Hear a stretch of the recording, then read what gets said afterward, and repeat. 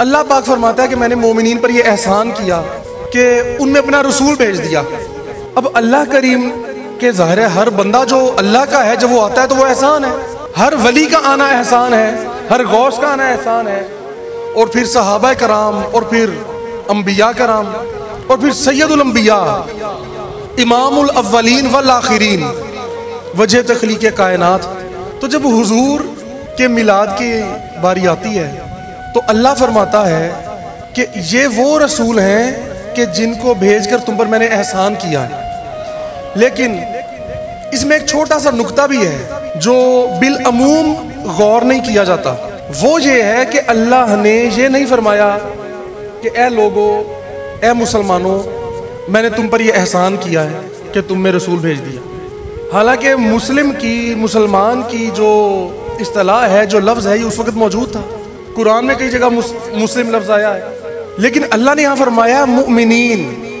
इसमें यह नुक्ता है, अल्लाह फरमाता है मोमिनो, मैंने तुम पर एहसान किया है कि तुम में रसूल भेज दिया है। तो एहसान की खुशियाँ तो वही मनाएगा ना जो मोमिनीन के ज़ुमरे में आता होगा। जो मोमिन है ही नहीं, वो मुसलमान है, वो कहते हैं हम सीधे साधे मुसलमान हैं। जी भाई, सीधा साधा मुसलमान कौन सा होता है? मुसलमान तो आका अलैहिस्सलाम के इश्क से, मोहब्बत से भरपूर होता है, वो होता है मुसलमान। और उसकी सिफत जो है, सिफत है, खुसूसियत है, वो हुजूर फरमा चुके कि मोमिन कोई तब तक नहीं हो सकता जब तक अपने तमाम रिश्तों से, हर मोहब्बत से, हर रगबत से, हर उनसीयत से बढ़कर मुझसे मोहब्बत ना करता हो। जब मुझसे वफा करे तो सारे रिश्ते पसे पुश्त फेंक दे, बस फिर मुझसे वफा करे, वो होता है मोमिन। तो अल्लाह फरमाता है कि मैंने ए मोमिनो तुम पर एहसान किया है। ये बस इतना याद रखें कि जो मिलादुन नबी मनाते हैं ना, उनको ये सिफत मोमिन जो है, इसका फैज़ अता होता है, इसलिए ही वो खुशियाँ मना रहे होते हैं। जिनको इससे मसला है, कोई ज़िद है, उनको परेशानी होती है, तो हो सकता है उनको इस बात का पता ही ना हो कि भाई हम क्या हैं। मुसलमान अपने आप को कहते जा रहे हैं। तो मुसलमान तो कई किस्म के होते हैं, जो मुसलमान कहलाते हैं वो लोग कई किस्म के होते हैं। हज़रत अहमद रज़ा खान रहमतुल्लाह अलैह फरमाते हैं कि और तुम पर मेरे आका की इनायत ना सही, और तुम पर मेरे आका की इनायत ना सही, नजदियों कलमा पढ़ाने का भी एहसान गया कि तुम इतने दूर हो गए, इतने दूर हो गए कि तुम हर बात में तनकीद करने लगे, और ऐसी बातों में जो हर आम इंसान को समझ आती है, बच्चों को समझ आ जाती है कि यार इसमें कोई हर्ज नहीं है। वो किसी की बात बड़ी मशहूर हुई थी, सच्ची बात है, कि कोई किसी का बेटा था या बेटी थी, वो कोई दूसरे सोच के लोग थे, तो वो नहीं मनाते थे। वो कहते थे जी हम नहीं मनाते ये मिलादुन नबी और ये महफिल हम नहीं करते। तो अब क्योंकि बच्चों ने बातें सुनी हुई थी कि मिलादुन नबी होता क्यों है, क्यों मनाते हैं महफिल हुजूर की आमद की खुशी में, तो उस बच्चे ने अपने बाप से बड़ा मासूमाना सवाल किया। वो कहने लगा कि अब्बा जान, ये जो लोग खुशियाँ मना रहे हैं, मिलादुन नबी मना रहे हैं, इसलिए मना रहे हैं, वो कहते हैं हमारे नबी तशरीफ लाए हैं, तो हम खुशियाँ क्यों नहीं मनाते? वो हमारे भी तो नबी हैं, क्या हम उनके उम्मती नहीं हैं, या हमें उनके आने की खुशी नहीं है? तो ये सवाल सुनकर उसका बाप परेशान हो गया। तो हो जाता है फिर इंसान, कई सवाल ऐसे होते हैं जो लाजवाब कर देते हैं। तो ये जहन में रखा करें कि ये इस पे हमें किसी दलील की ज़रूरत ही नहीं है। ये ऐसा मौजू है, ये ऐसा मौजू है, इस पे किसी दलील की ज़रूरत नहीं है। एक अच्छा काम है और बहुत ही अच्छा काम है। बाकी इसके दलाइल के अंबार हैं, अंबार लगे हुए हैं किताबों में इस मौजू के। तो इंशाल्लाह आगे वो महफिल आ रही हैं, सब लोग खुशियाँ भी मनाएं अपनी अपनी इस्तातात के मुताबिक, और ये भी कोशिश करें कि अब से सारा महीना जो है सब लोग जितना तैयार हो के आ सकते हैं वो महफिल में हाजिरी दिया करें, ताकि खुशी का इजहार हो आपके लिबास से, आपके चेहरों से। तो हर बार कम अज़ कम ये महीना कम अज़ कम खुसूसी तैयारी से रहा करें और खुशियाँ मनाते रहा करें। तो इसलिए अल्लाह फरमाता है कि मैंने तुम पर ये जो एहसान फरमाया है, और ये भी याद रखें कि ये सिर्फ सहाबा पे नहीं है। अब कोई कहे जी मोमिनीन तो सारे सहाबा थे इसलिए अल्लाह ने सहाबा को मोमिनीन फरमाया है, नहीं, ये सारी क़यामत तक आने वाली नस्लों के लिए यह आयत करीमा है। और अल्लाह ने कई जगह कुरान में मुख्तलिफ अंदाज से इसका तज़किरा फरमाया है, जिससे हमें बात पता लगती है कि बल्कि एक दिन को मुकर्रर करना भी, ये भी एक किसी ख़ास शख्सियत की शान होती है कि उसकी वजह से एक दिन ख़ास किया जाए, मखसूस किया जाए, और तराने गाए जाएं, उसकी जनाब मदह सराई की जाए, उसकी सना की जाए। वो है ना कि उस दिन मुझ पर सलाम, जिस दिन मेरी विलादत हुई या वफात हुई। तो दिन को मुकर्रर करना भी अंबिया का अपना शेवा है। नबी तो खुद बता रहा है कि जो दिन मेरे विलादत का दिन है या वफात का दिन है, उस दिन में सलाम। तो क्या बाकी दिनों में सलाम नहीं है? एक नबी ने अगर 50 साल, 100 साल, 200 साल, 600 साल जिंदगी गुजारी है, ज़ाहरी हयात गुजारी है, तो क्या बस पैदा होने वाले दिन और वफात वाले दिन ही उन पर सलाम है बस? तो बाकी जो इतने दिन वो दरमियान में गुजारे उनमें कोई सलाम नहीं? हर दिन हर लम्हा सलाम है नबियों पर। तो अल्लाह फरमाता है कि मेरे चुने हुए बंदों पर मेरा सलाम है, उन पर तो मेरा दुरूद है, उन पर तो मेरा सलाम है, मेरे चुने हुए बंदों पर। और नबी तो सबसे खास अल्लाह ने चुना होता है, उसकी तो शान ही वराउल वरा होती है।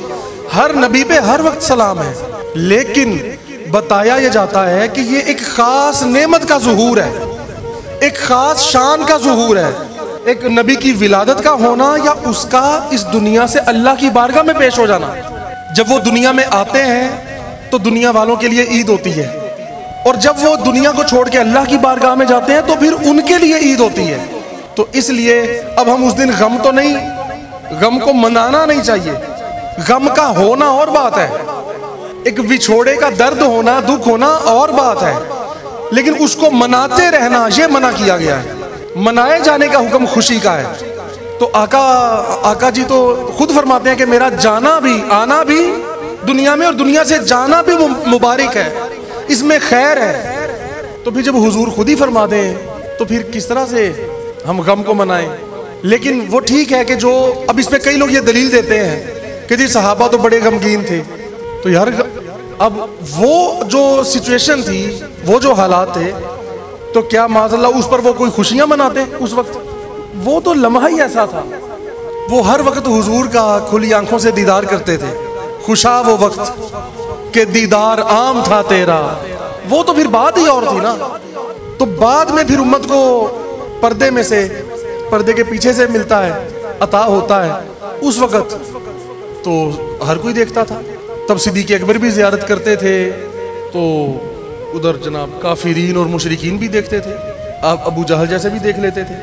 लेकिन वो क्योंकि इतने साल भी ज़ाहिर हुजूर के साथ ज़ाहिरी तौर पे रहे, तो वो जो कि ज़ाहिरियत भी तो कोई चीज़ है ना।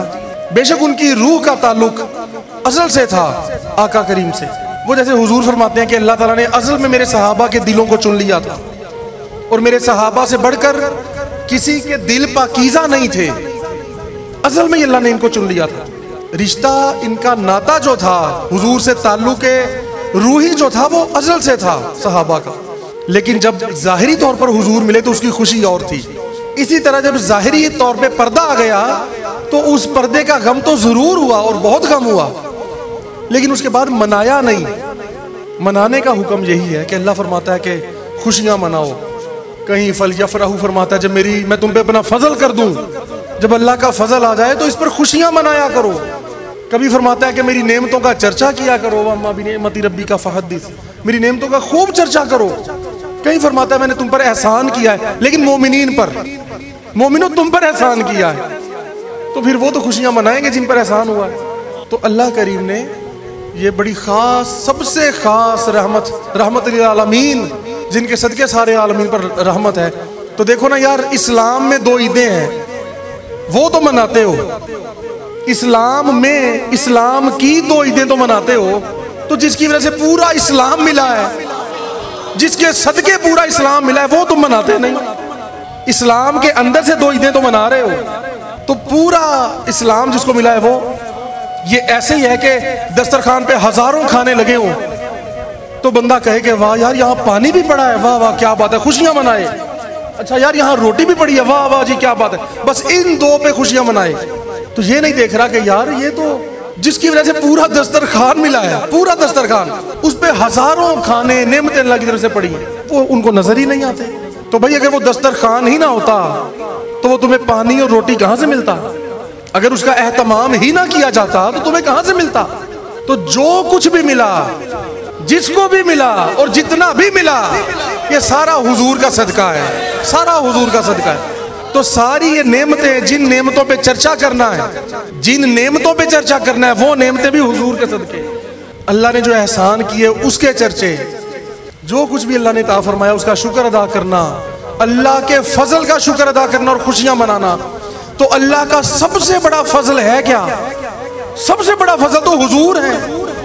तो अल्लाह फरमाता है जब मेरा फजल मिले, मैं अपना फजल कर दूं तो खुशियां मनाओ। तो ये तो हर फजल पे खुशियां मनाने का हुक्म है। कोई क्योंकि ये ना समझ ले कि भाई ये आयतें मिलादुन नबी पे आई हैं। ये भी तो कोई सवाल कर सकता है ना कि जी क्या इन आयात का सयाको सबाक शान नुज़ूल जो है वो मिलादुन नबी मनाना था कि जब अल्लाह का फजल हो तो खुशियां मनाओ? ओ भाई ये तो उससे भी बड़ी बात है। अल्लाह फरमा रहा है कि हर नेमत पे, मेरे हर फजल पे शुक्र करो। तो ये तो मिलादुन नबी तो उससे भी बड़ी बात है कि एक फजल पे खुशियां मनाया करो, लेकिन ये सोचो कि सारे फजल किसके सदके में अता हुए हैं, किसके सदके में अता हुए हैं? वो हमारे आका मौला की ज़ात है। तो इसलिए खुशियां मनाएं हस्ब इस्तात,